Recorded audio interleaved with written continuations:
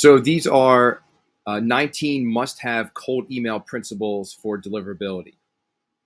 And we're going to dive right into it. Number one, something called inbox rotation. So if you have 5 email addresses, let's just say under 5 different domains, you want to be able to rotate them and make sure that they all have an even amount of sends versus just having one being the dominant force behind your email cold outreach. So that's number one. And by the way, I'm going to skim over these. There'll be more in-depth videos on each one of these down the road, but this is just going to be a general overview. So you get the macro feel of what's important. Number two is something called provider matching. Basically, there are softwares that you can send that can send like a Gmail account to a Gmail account, if that makes sense. So if you have a Gmail account, if you use Gmail for your cold email outreach, then they're going to be able to send it to other Gmail accounts to improve deliverability. Microsoft with Microsoft, Yahoo with Yahoo, or whatever email client you're using, if anybody still uses Yahoo. Number three, you want to be able to have variations of copy. So we recommend five variations. So 5 different emails that go out. Most people respond within the first 3. It's usually around like 90% will respond in the first 3 emails, but there's always the chance that the 4 and 5 emails do get some type of response. So definitely you want to have variations within each copy. So like number 1, you want to have maybe like 1 and 1A. And then oftentimes, if you know there's a really well working cold outreach email for your business, you want to use that as your constant, and then have the rest be variables, and then kind of split test them. And then whichever one does the best out of those 5, you then want to restart your campaign, not restart it, but you want to redo the copy that's around that one email that does well and write 4 other variations of that. If that makes sense. All right, so which number are we on here? We're on 1, 2, 3. We're on 4.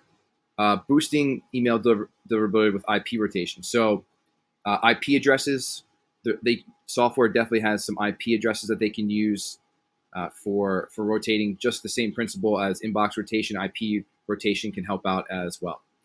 So that's certainly something to look into. I believe SmartLead has this feature as well as the others, the inbox rotation and the provider matching as well. So, all right, next, blacklisting users. This is certainly something, if someone asks to be on a blacklist, you most certainly want to double check to make sure that they're at it. And of course, that most of the time that domain is blacklisted as well, so you don't email them again. I would also use Blacklist for prospective clients for current customers. And because obviously you don't want to be emailing people on their team with whom you're already working. That could be quite embarrassing. All right, so definitely avoid including links, attachments, and images. All can trigger spam filters. And in the signature, don't get fancy, make it boring. Just general text.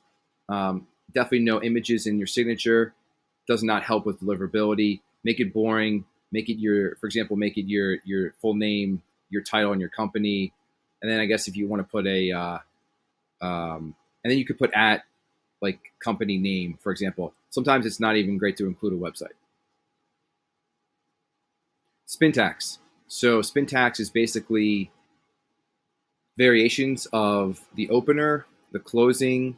You can spin tax a quote. You can spin tax at the end of the email. You can even spin tax your signature if you wanted to. You can do a lot of things with spin tax. Basically, it's just increasing the variance of the emails and varying it up so it doesn't look like the same email from each one you send. Bounce rates, best to keep it at 2 to 4%. Obviously, below 2 is ideal, but certainly want to keep these low. And if it's around 4, if it's like 5 or 6, you definitely want to pause that campaign and see what's going on, whether it's the offer, whether it's the ICP, or whether it's the copy. One of those 3 things. Definitely want to assess, or if the emails themselves aren't of good quality.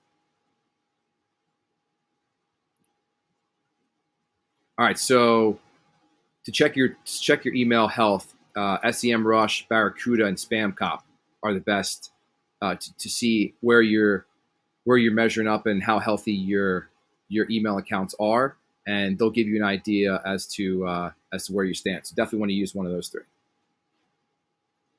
Keep your daily send limit. We recommend a 1-to-1 ratio with your warm-up emails to we'll say actual emails, and anywhere from like 20 to 40 would be good for each email account. So maybe even like 25 to 45, but right around there would be good. But you want to match them 1-to-1 with your warm-up emails as well.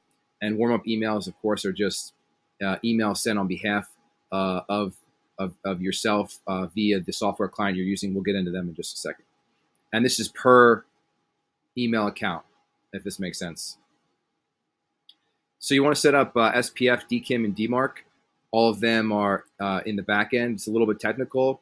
All you have to do is Google SPF Gmail, SPF Microsoft Office. Same goes with DKIM and DMARC.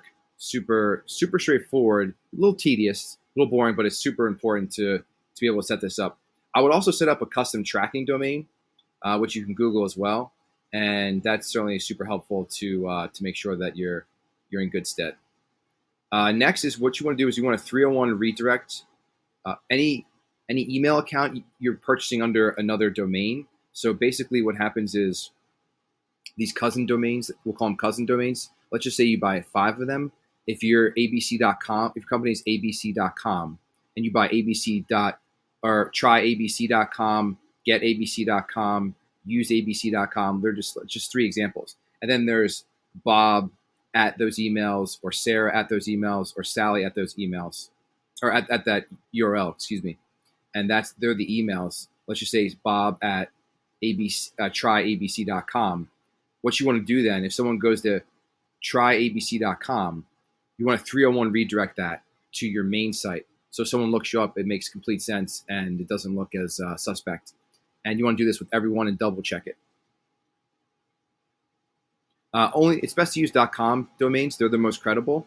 And if you were to do a Google search or any type of search on what are the most frequent websites, .coms are still up there as the #1 trusted ending for a domain. Therefore, the email accounts that use them are in better stead, according to the email clients like Gmail, Microsoft, etc., Yahoo, etc. Clean your list with a validator. So there's something called Bouncer, which we use. There's other email. There's Scrubby.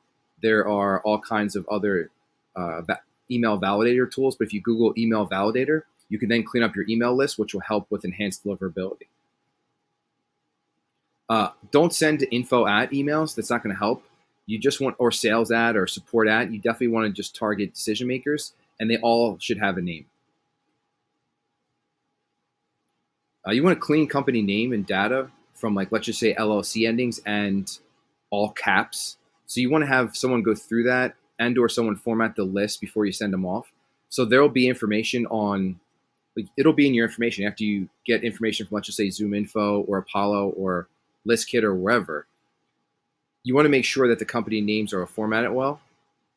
So it doesn't look like, if you're emailing Bob at ABC Incorporated, it is in, or let's just say ABC Power Tools Incorporated, Bob at ABC. So it's Bob at ABC Power Tools Incorporated.com. And the company, you say, Bob, hope you're doing well.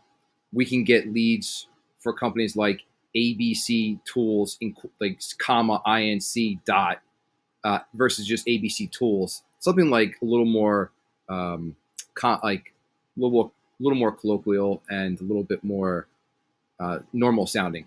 So you definitely want to take these out and clean them up. So you want to do only business emails, no personal Gmail accounts. So be careful of that. And most people, the personal accounts, sometimes they're obviously not used for business as often, if at all, and they're not checked as often in terms of for business purposes. And it just helps to keep apples to apples when you're targeting people. Warm up your inboxes. This is probably one of the more important ones. You want to have again, a 1-to-1 ratio. Email software clients send warm-up emails on behalf of your account because they have thousands and thousands of users. And so, and they write real emails through AI on your behalf to other users. And so this really helps to create health in your email account, and you want to scale up over the course of 2 to 3 weeks. You want to have at least a 50% response rate. So what you can actually set your response rate from your warm up emails to like 90%, even 100%, which isn't really normal. But let's just say you get 0 email responses from your actual emails, and you get 100 response rate from your warm up emails. That's a 50% response rate. So you want to have at least that. And yeah, so this again, you want to have a 1-to-1 ratio. So if you're sending 25 actual emails, you want to have 25 warm up emails. And like I said before, you want to do it over the course of 2 to 3 weeks. And you want to have like a ramp up time as well. So you don't want to just be sending 100, like 25 a day. You want to send like maybe 5, 10, 15 over the course of days and spread it out until you get to your goal.